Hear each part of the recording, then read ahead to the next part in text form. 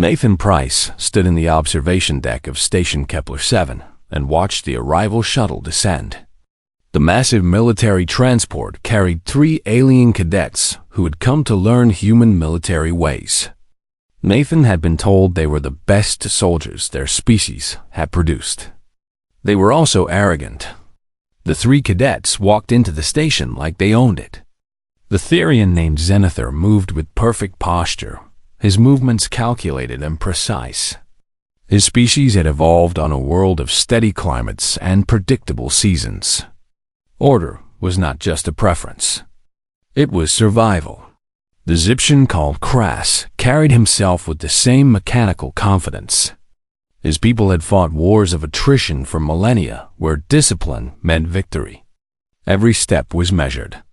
Every breath was controlled. The Corvan woman Vex was different. She was smaller than the other 2, with blue skin that shimmered under the station lights. Her eyes moved constantly, taking in details. But her posture was just as rigid as her companions. All 3 cadets had been trained to believe that chaos was the greatest enemy to any civilization. Nathan was a tall human with gray showing in his dark hair. He had commanded warships for 20 years. He had lost friends in battles and soldiers under his command. He had seen victory and defeat. He carried these experiences like weight. The alien governments had sent their cadets to him because they believed he represented human military perfection. They thought he would teach them the secret of human discipline. They were wrong about what that secret was. "Welcome to Station Kepler-7, Nathan said. His voice was calm and clear. He did not bow or use formal alien greetings. The cadets shifted slightly at this breach of protocol. "I am Commander Nathan Price. I will be your instructor for the next 3 months. Zenithar stepped forward. "Commander, we appreciate the opportunity to study human military methods. We have read your records. You follow protocol exactly. You maintain discipline. We wish to learn your techniques for absolute control." Nathan led them down the corridor toward the training section. The station hummed around them. Crew members moved in different directions, some following strict paths and others taking shortcuts. Some nodded to Nathan and some did not. The alien cadets noticed this immediately. On their ships, every person followed the same routes. Every action was accounted for. "Humans did not become strong because we chase perfection," Nathan said as they walked. "We became strong because we survive when everything goes wrong." Crass made a sound that might have been disagreement. All species survive by maintaining order. Chaos leads to collapse. This is fact. Nathan did not argue. Arguments would be wasted now. The cadets needed to see.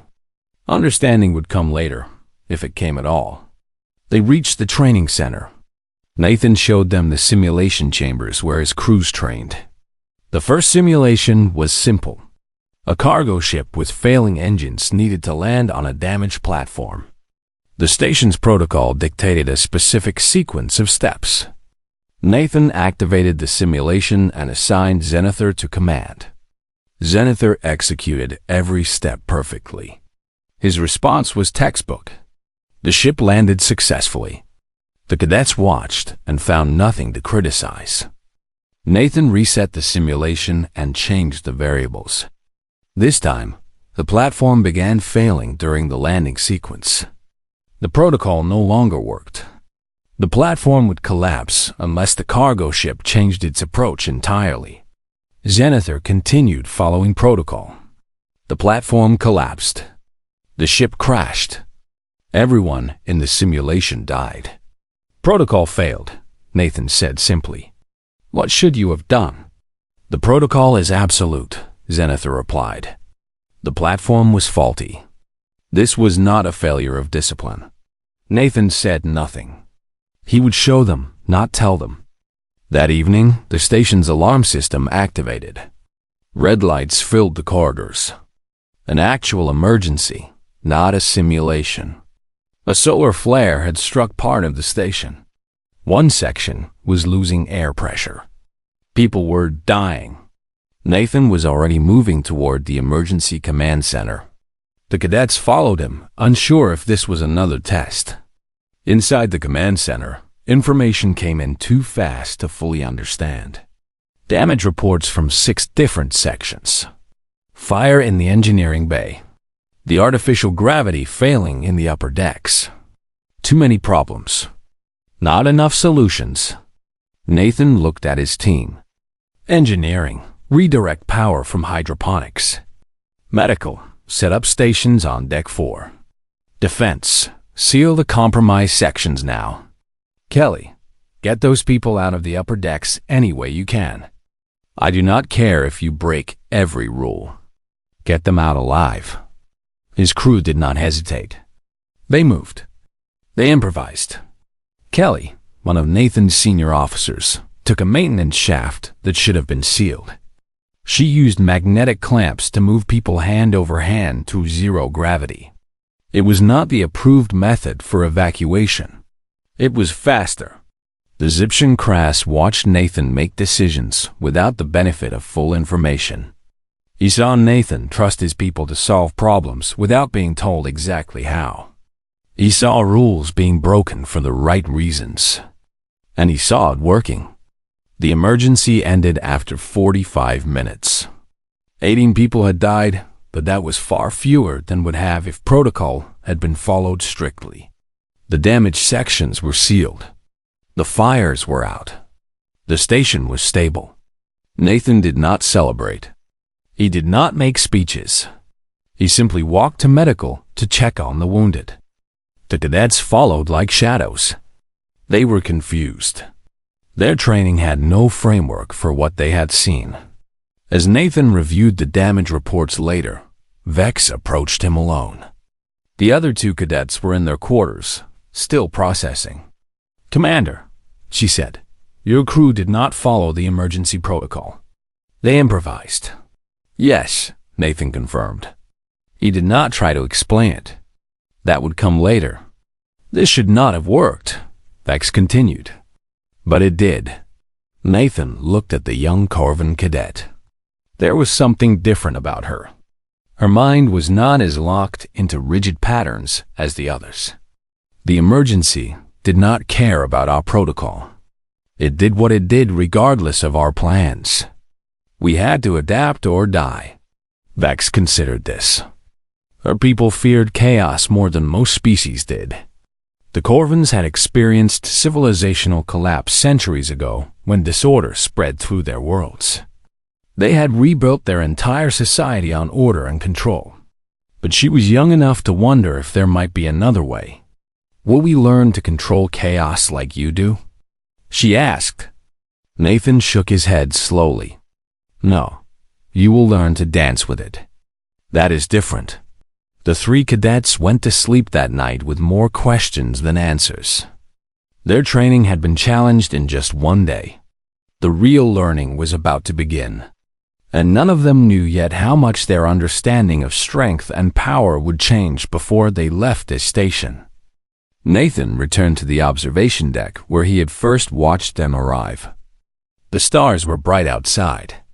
Somewhere out there, entire civilizations believed that perfect order was the answer to every problem. Nathan knew better.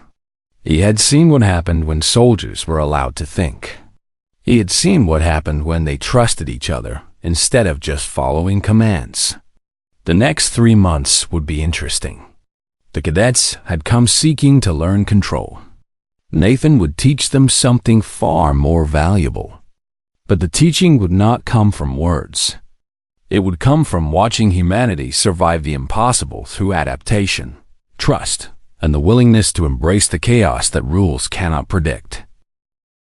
The first week of training followed a strict schedule. Nathan had designed it that way deliberately. Zenithar, Crass, and Vex needed to understand that humans were not chaos incarnate. They had structure. They had discipline. They simply did not worship at The morning sessions focused on military history. Nathan showed them recordings and documents from human conflicts.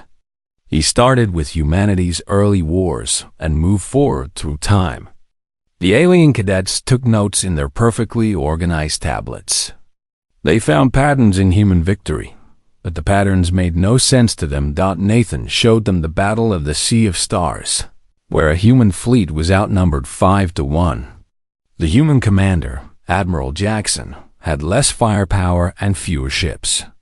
By every measure of military strength, she should have lost. Instead, she studied her enemy's patterns for 3 days. She noticed that the enemy fleet moved with mechanical precision. They followed a predictable formation. Admiral Jackson ordered her ships to break formation and attack from angles that made no tactical sense. Her crews improvised firing patterns. Her smaller ships moved faster than anything the enemy had expected. Within 6 hours, the human fleet had destroyed the enemy's command center. The battle was over. Krass studied the tactical data. This commander did not follow any known strategy. No, Nathan agreed. She invented one. But how can you train soldiers to invent strategy? Vex asked. We teach protocols. We teach responses to known threats. We teach principles, Nathan replied. We teach soldiers to think. Then we trust them to apply those principles in ways we never anticipated. This idea troubled all 3 cadets. On their worlds, soldiers who invented new strategies without approval faced punishment. Order required that all decisions come from the top command structure. Humans seemed to believe that the smallest unit of soldiers should have some ability to make decisions. The afternoon sessions were simulations. Nathan designed them to be progressively harder. In the first simulation, Zenithar commanded a defensive position under attack. His response was flawless. He moved soldiers to defend weak points. He rotated his forces. He followed the protocol for planetary defense exactly. The simulation was won cleanly. In the second simulation, Nathan changed the enemy behavior. Instead of attacking in predictable waves, the enemy attacked from random directions. They used unconventional tactics. They sacrificed units to draw out responses. The protocol no longer worked. Zenithar tried to follow it anyway. His defense collapsed. The simulation ended in defeat. The enemy was not following their protocol, Zenithar said after the simulation. He was not upset. He was stating fact.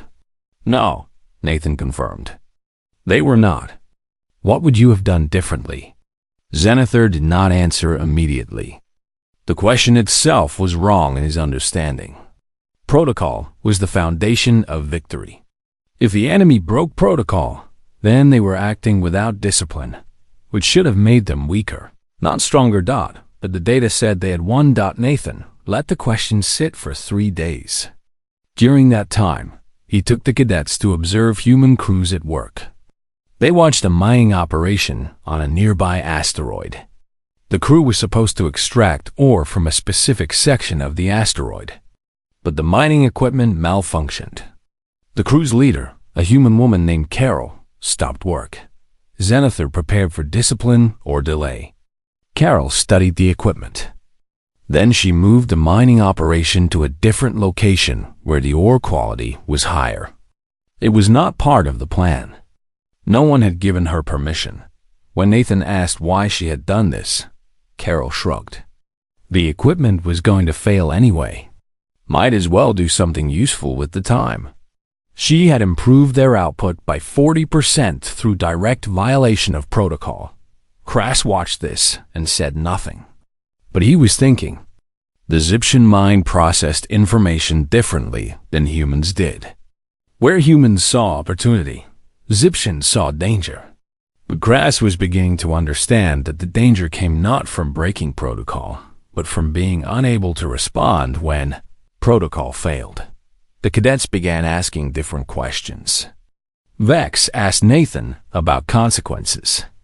What happened to humans who broke protocol and failed? Nathan was honest. They were punished. Sometimes they were removed from duty. Sometimes they faced court-martial.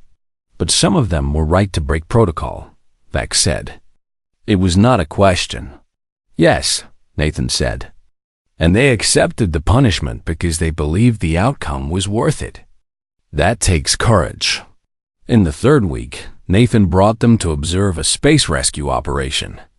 A human exploration ship had suffered damage in the outer system. It was losing heat. The crew had maybe 6 hours of oxygen left. The nearest rescue ship was 12 hours away at normal speed. Nathan did not command this operation, but he watched with the cadets. The rescue ship's captain, a woman named Diana, made a decision that violated 3 separate regulations. She pushed her engines beyond their rated limits. She jumped through a debris field without proper scanning. She cut her safety margins to 0. Her crew gathered around her command station as she made these decisions. None of them objected. They understood the math. The regulations existed to keep ships safe during normal operations. This was not normal. This was an emergency. Diana's crew worked with perfect coordination because they trusted her and trusted each other. They pushed their ship harder than it had ever been pushed. They made critical decisions about fuel and course with seconds to spare. And they reached the exploration ship with 40 minutes of oxygen left. When the rescue operation was complete, Diana did not celebrate. She simply filed a report explaining every violation of protocol and why each violation had been necessary. The investigation board read her report. They investigated the alternative. If she had followed protocol, the exploration ship crew would have died. The board closed the investigation. Zenithor asked Nathan afterward, "Does this happen often? That humans break protocol for the right reasons?" "Often enough," Nathan said. "We accept that the real world is messier than our plans." By the 4th week, the cadets had stopped looking for simple answers. They were beginning to understand that human strength did not come from perfect order or perfect discipline. It came from something harder to teach. It came from soldiers who understood their mission well enough to deviate from their orders when necessary. It came from leadership that trusted people to make decisions. This understanding was threatening to everything the cadets believed in. And they were not yet ready to admit that their entire military philosophy might be wrong, but the seeds were planted. And Nathan knew that sometimes seeds needed time to grow before they could bear fruit. In the 2nd month of training, Nathan introduced the cadets to human military philosophy texts. He had them read accounts of human generals throughout history. He had them study the writings of human military theorists who argued that discipline alone was not enough. These writers spoke of initiative, creativity, and calculated risk-taking. Vex seemed most open to these ideas. She read the texts carefully and asked questions that showed genuine understanding. She began to see that her people might have made an error in rejecting chaos entirely. Perhaps the goal was not to eliminate chaos, but to channel it productively. Crass remained skeptical, but was thinking more deeply. He had not rejected the new ideas, but he also had not accepted them. He was processing them slowly, the way his species processed all new information. Zenithor was hardest to reach. His species had built their entire civilization on absolute order, and to question that order was to question the foundation of everything his people were. But even he was beginning to see that human military victories suggested something his training had never taught him. Nathan took them all to the records room one day. He showed them the archives of human military failures as well. There were many. Humans had lost battles because they broke protocol at the wrong moment. Humans had died because soldiers made poor decisions with their autonomy. Humans had lost wars because they were too flexible, too willing to change direction without committing fully to a single strategy. "We are not perfect," Nathan told them. "We fail often. But we learn from failure. We adapt. We survive." The 3rd month approached, and Nathan prepared them for something larger. A real test was coming. Not a simulation, not an observation. He had arranged for them to participate in an actual crisis operation. They did not know when it would happen or what it would demand of them. The alien cadets did not know that everything they had learned in the first 2 months would be tested in ways they could not imagine. They did not know that their entire understanding of discipline, control, and military strength was about to be shattered. And they did not know that when that moment came, a human commander would show them something their species had feared for 1,000 years, that the embrace of controlled chaos was the only way to survive true darkness. The alarm came at 3 in the morning. Nathan was asleep in his quarters when the red emergency lights flooded the darkness. He moved on instinct, pulling on his uniform as the station's automated voice announced the crisis. Attack. Armed vessels had appeared at the station's outer perimeter. They were not following any known protocol. They were not announcing their intentions. They were simply firing. Nathan reached the command center in under 90 seconds. His crew was already coordinating the response. But this attack was different from the solar flare 3 months ago. This was hostile, intentional. The weapon's fire was not random. It was calculated to breach the station's defenses in specific ways. Captain Morgan stood at the tactical display, her face grim. "Commander, they're hitting us with non-standard weapons patterns. Our defensive algorithms are not designed for this kind of asymmetrical approach." The 3 alien cadets had been quartered in a secure section of the station. Military protocol demanded that visiting dignitaries be protected. But Nathan had not brought them to the command center. Instead, he had issued a single order: report to Tactical Support Station 3 and observe. Zenithor, Crass, and Vex arrived at their assigned station within minutes. A human tactical officer named Lieutenant Kevin was already there. He was young and focused. He did not treat the cadets as guests. He treated them as additional resources who could help track incoming threats. "Here," Kevin said, gesturing to 3 screens. "Monitor these sectors. When you see attack patterns forming, alert me immediately. Do not wait for official announcements. Just tell me what you see." Zenithor began analyzing data with military precision. The attacks showed no pattern. They were truly random. Or so it appeared at first. But as Zenithor watched for another 10 minutes, he noticed something. The randomness was masking a deeper strategy. The attacks on the upper sections were designed to draw defensive resources away from the power cores. He alerted Kevin. The human officer nodded and relayed the information to Weishin to Commander Price. Nathan had already noticed the same pattern, but confirmation mattered. Patterns meant the enemy could be predicted. Predictability meant opportunity. On the main command floor, Nathan watched the attack unfold. The enemy was using 10 small ships instead of 1 large one. Standard military doctrine would assign resources proportionally. Nathan did the opposite. He pulled almost all defensive power away from the outer sections and concentrated it on the power cores. The enemy ships began penetrating the outer defensive grid. The cadets watching the displays grew concerned. They were losing ground. The station was taking damage. Kevin said quietly to Zenithor, "Your commander just abandoned the standard defensive formations." Most alien navies would see this as defeat. "It appears illogical," Zenithor replied. "Yes," Kevin agreed. "Watch what happens next." The enemy ships pushed deeper into the station's defense perimeter, believing they were breaking through the human defenses. Then suddenly Nathan closed a trap that had not been visible on the tactical display.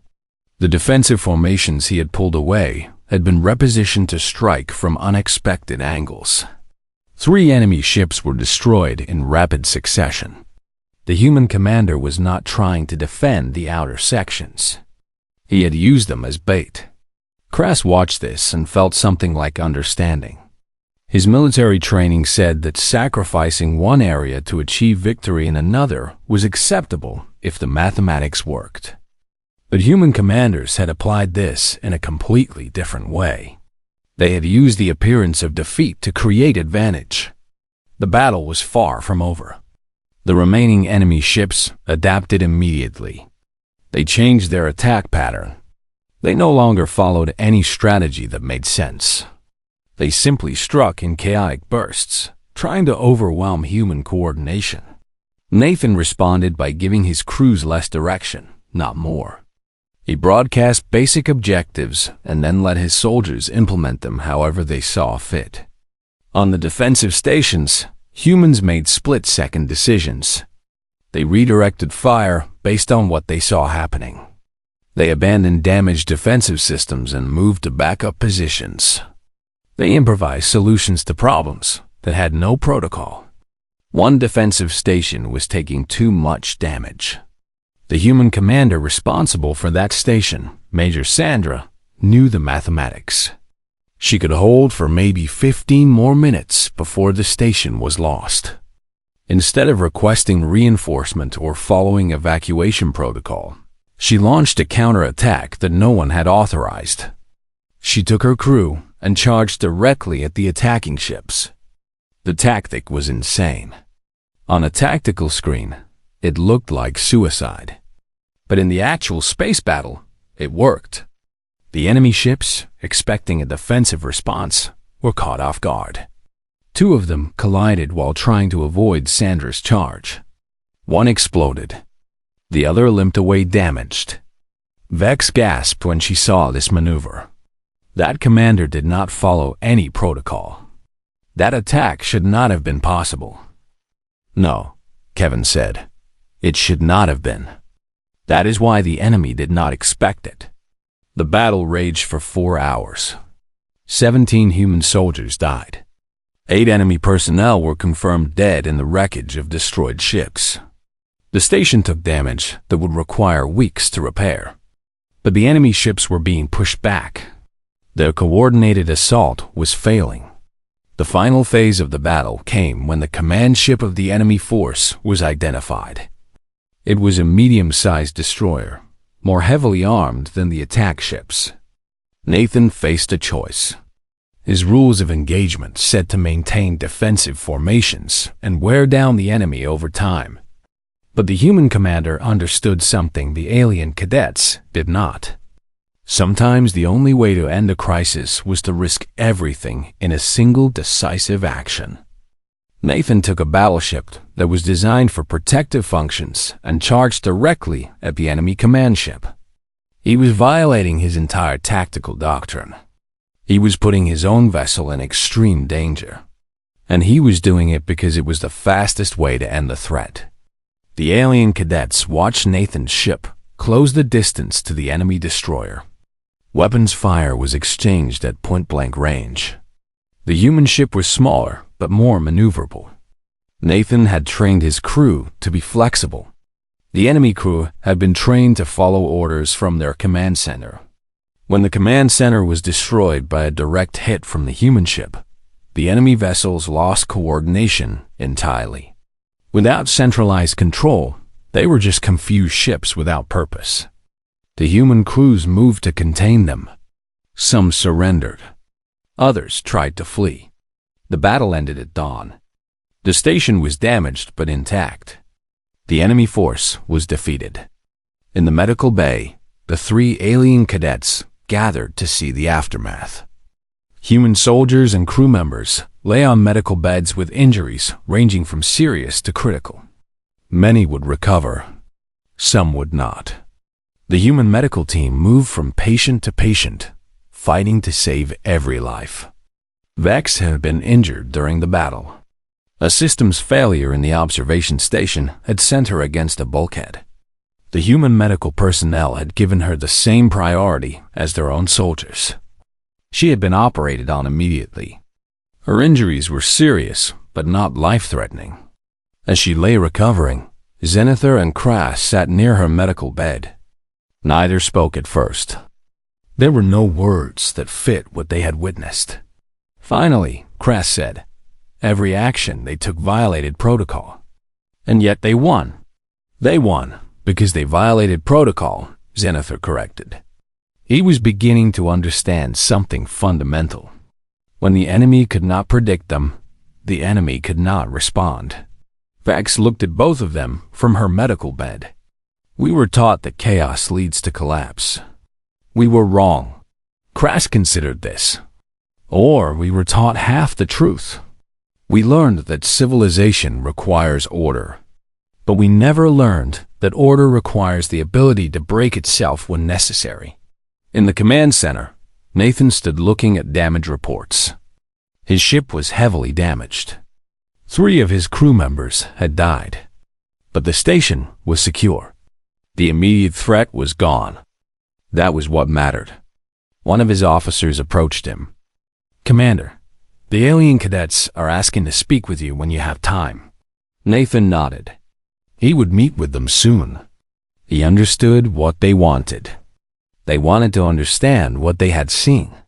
They wanted to know how humans could win battles without the protection of perfect protocol. But understanding would come gradually. Understanding came through experience, not explanation. The alien cadets had just lived through a crisis where rigid discipline had proven inferior to flexible strength. They had seen their commander trust his soldiers to make decisions. They had watched humans risk everything for victory. Now they had to process what all of that meant. And that processing would change them more than any amount of training could have. 3 days after the battle, the station was still running damage control operations. Entire sections were sealed. Repair crews worked constantly to restore power and life support systems. The medical bay was still full. Human bodies healed slowly compared to some alien species. And the medical personnel were working every hour to ensure no one else died from injuries sustained in the attack. Nathan sat in his office, reviewing casualty reports when the message came.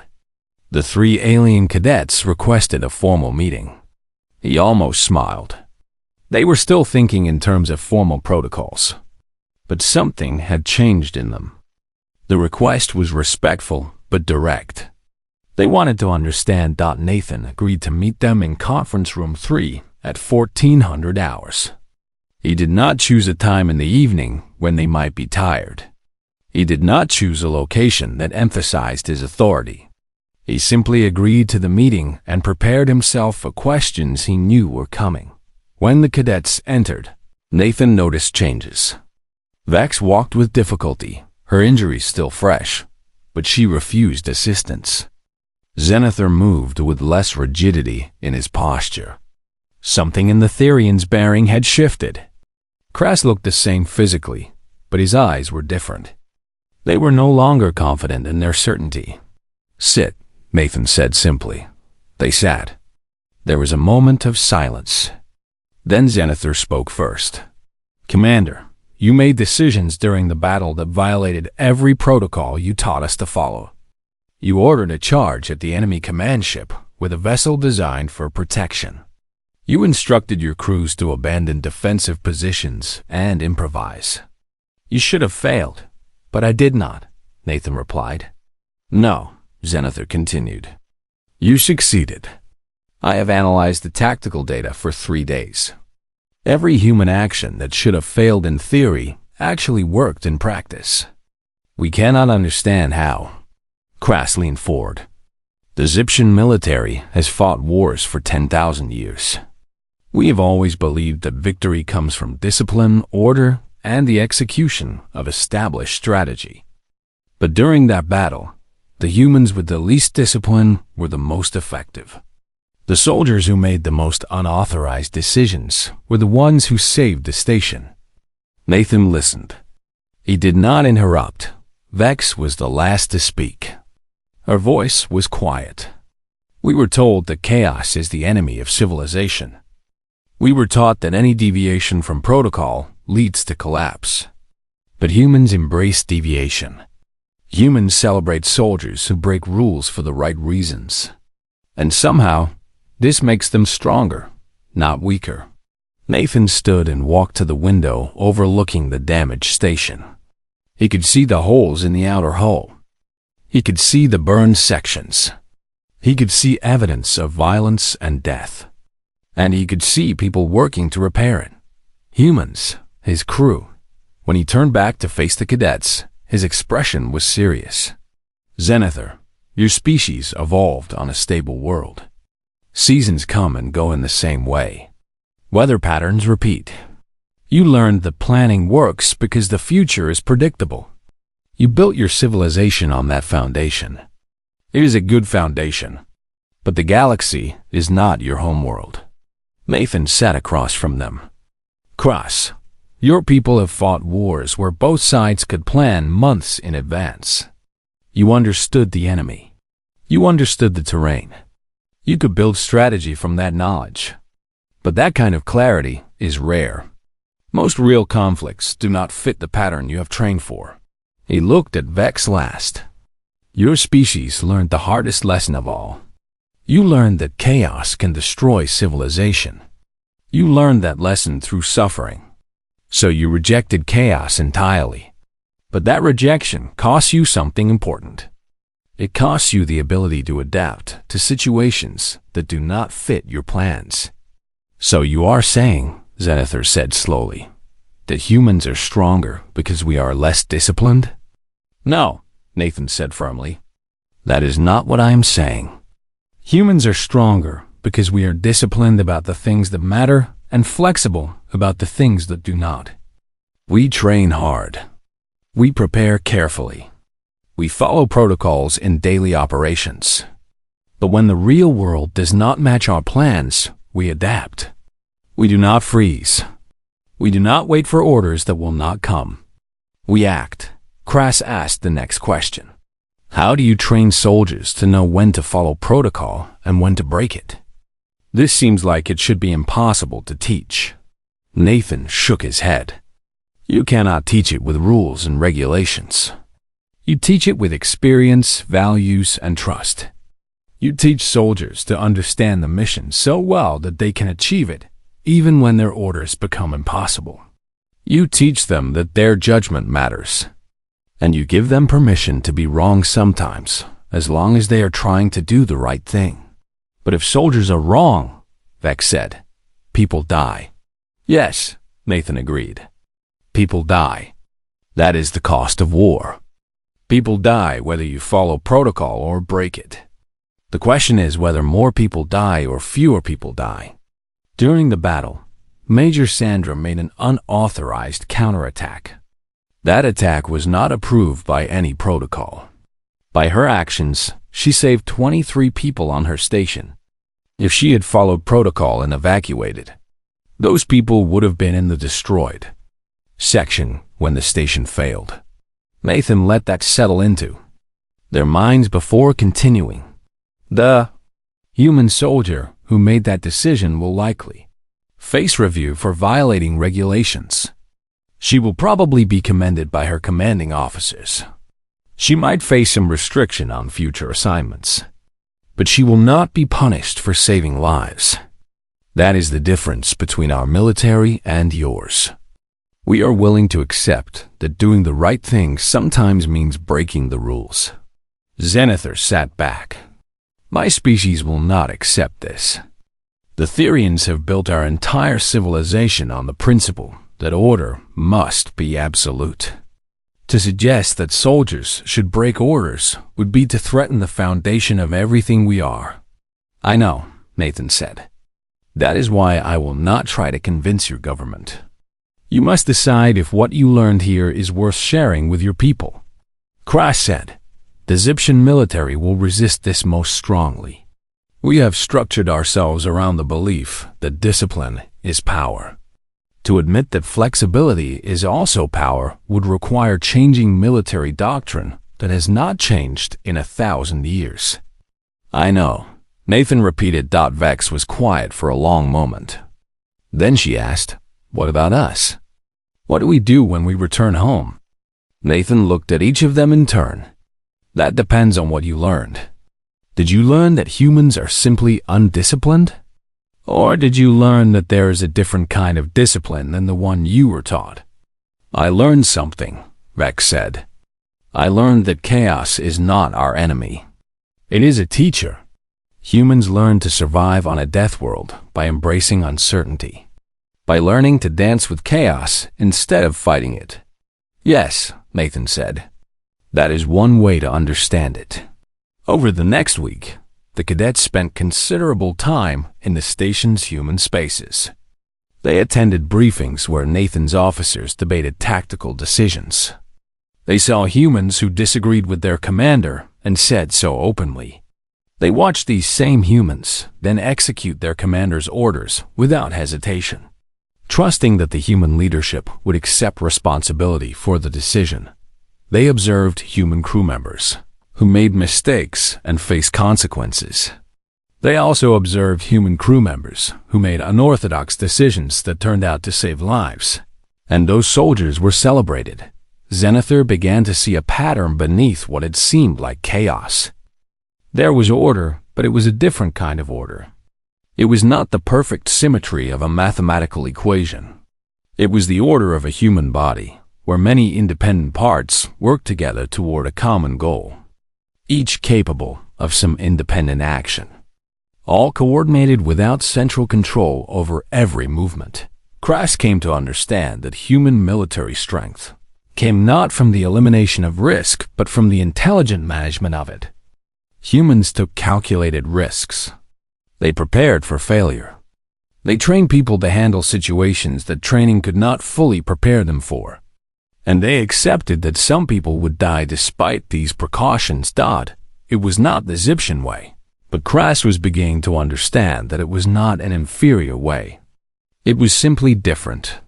And in some situations, it was more effective. Vex spent time with the medical team that had saved her life. She learned that human doctors did not have perfect protocols for every injury. They applied general principles and then adapted them to the specific patient. Her injuries were unique. The human medical personnel had treated her not by following a universal protocol, but by understanding her species' biology and then improvising solutions. She had been treated as an individual, not as an entry in a database. And she had survived. On the day before they were scheduled to leave the station, Nathan met with each cadet individually. With Zenithar, he asked, "What will you tell your government?" The Therian considered carefully. "I will tell them that human military strength does not come from lack of discipline. It comes from a different understanding of what discipline means. I will suggest that we study whether some human military practices might improve Therian effectiveness. I do not expect them to accept the suggestion, but the suggestion will be made." "That is enough," Nathan said, with Krass. Nathan asked, "What did you learn?" The Egyptian replied, "I learned that the battlefield does not care about protocol. The enemy does not follow the script we write for them. I learned that human soldiers are effective." The transport ship departed Station Kepler 7 on a clear morning. Nathan stood in the observation deck and watched it leave. The 3 alien cadets were aboard, carrying with them experiences that would reshape their understanding of military strength. Whether those experiences would reshape their civilizations remained to be seen. Zenithar sat in his quarters on the transport ship and reviewed the tactical files from the battle one more time. He had studied them dozens of times in the past week, but each review revealed something new. The human actions that seemed illogical on initial inspection became clear in their brilliance when examined more carefully. Every decision Nathan had made was based on a deep understanding of the situation and trust in the people under his command. The human commander had not issued detailed instructions for each action. He had set the objective and allowed his people to achieve it however they could. And that freedom to improvise had made all the difference. Zenithar knew what he had to do when he returned to his homeworld. He would submit a report to the Therian High Command. He would present the tactical analysis of the battle. And then he would make a recommendation that would trouble his entire civilization. He would recommend that the Therians begin to incorporate limited autonomy into their military structure. Not chaos, not abandonment of protocol, but the recognition that the best soldiers were those who understood the mission so well that they could adapt to achieve it. The Therian government would resist. The Therians had built their entire civilization on the principle that order was paramount. To suggest that soldiers should have any freedom to deviate from orders would seem like madness. But Zenithar had seen human soldiers maintain perfect coordination while making dozens of independent decisions. He had seen the results. He had seen lives saved. He could not unsee what he had witnessed. His people would think him mad or corrupted by human ideas. But he had to try. Kras was thinking about his report as well. The Zyptian military prided itself on the most rigorous discipline in the galaxy. Zyptian soldiers followed orders with mechanical precision. Zyptian commanders planned everything down to the smallest detail. And the Zyptian military had not lost a major conflict in 8,000 years. But during the battle, Kras had seen something the Zyptian military had never achieved. He had seen flexibility. He had seen soldiers responding to situations that no training had prepared them for. He had seen innovation in the moment of crisis. The human approach was messy. It was chaotic by Zyptian standards. It required soldiers to think. It required commanders to trust their people. But it worked. Kras faced a dilemma. The Zyptian military would not change easily. His people feared that any abandonment of rigid discipline would lead to the kind of military collapse that had nearly destroyed them centuries ago. But Kras had learned something that changed his understanding of that fear. The collapse had not happened because of flexibility. The collapse had happened because soldiers were forced to follow orders that made no sense in the current situation. Rigidity was not what saved the Zyptian people. Adaptation to new circumstances was what saved them. Kras would tell them. He would present the evidence. He would argue for military reform that incorporated principles of adaptive command. And he knew that his own government would consider him dangerous for suggesting it. Vex spent her time on the transport differently from the others. She did not review tactical data. Instead, she spent time in communication with her family on the Corvan homeworld. She asked them about their history. She asked them about the civilizational collapse her people had experienced. She wanted to understand what her ancestors had believed about chaos and order. Her family was confused by her questions. They had survived because they had rebuilt their civilization on absolute order. To question that order was to question whether their survival had been earned correctly. But Vex had learned something that made her see her people's history differently. The Corvan civilization had not collapsed because of chaos. It had collapsed because a rigid system could not adapt when circumstances changed. New environmental conditions had emerged. The old protocols did not work. The Corvan leaders, instead of adapting, had clung to the old ways. The system had broken. What saved the Corvans was not continued rigidity. It was the survivors who had the flexibility to build something new.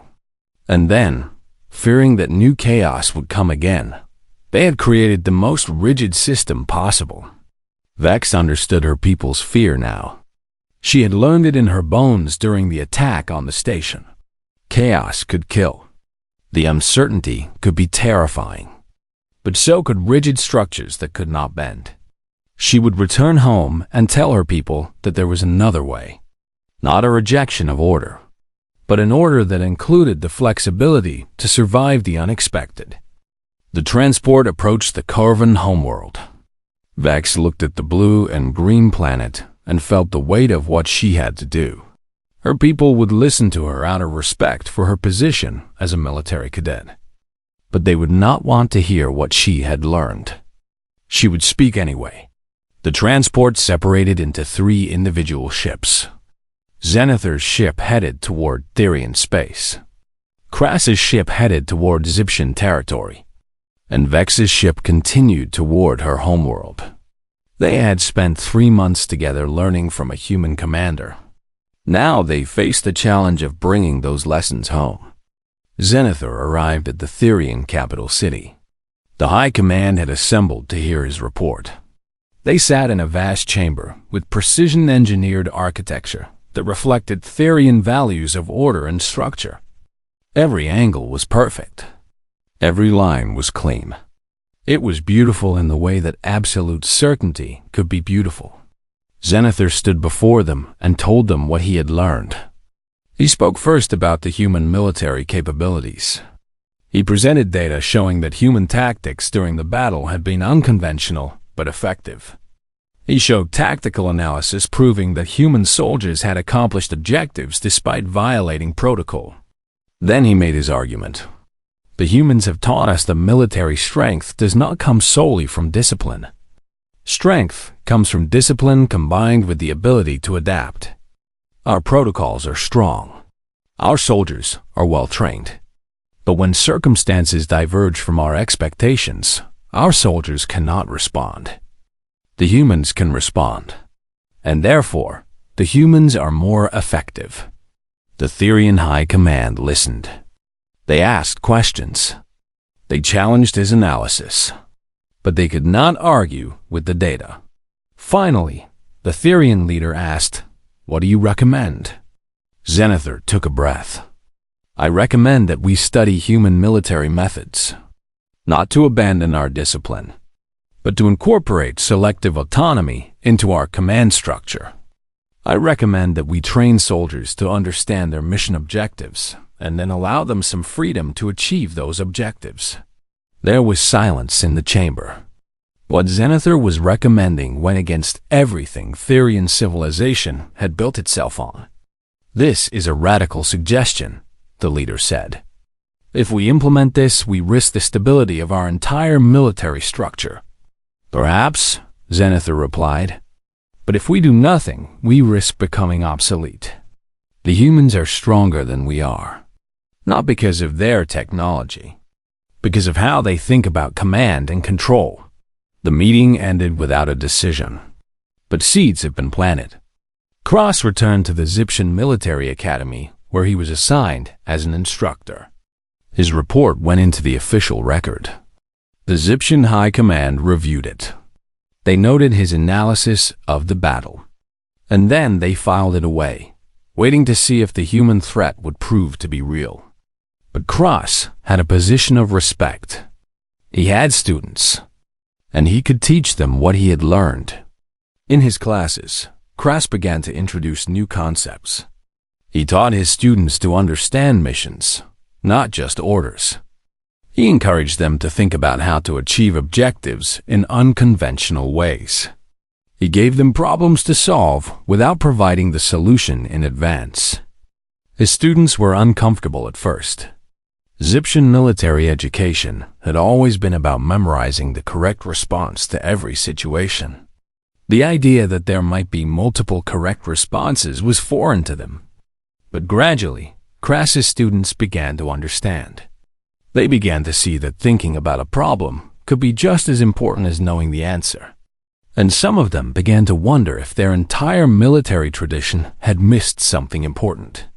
Vex returned to her homeworld and requested an audience with the Corvan government. They granted it because she had been selected as a cadet to learn from the humans. Her position gave her status. She stood before the Corvan Council and told them what she had learned. Our history teaches us that chaos is the enemy of civilization. And it is true. Chaos can destroy us. But rigid inability to respond to change can also destroy us. The humans have shown me a different path. They have order. They have discipline. But they also have the ability to respond when the unexpected happens. The Corvan Council was very quiet. "You are suggesting that we abandon our commitment to order," the lead council member said. "No," Vex replied. "I am suggesting that we expand our understanding of what order means.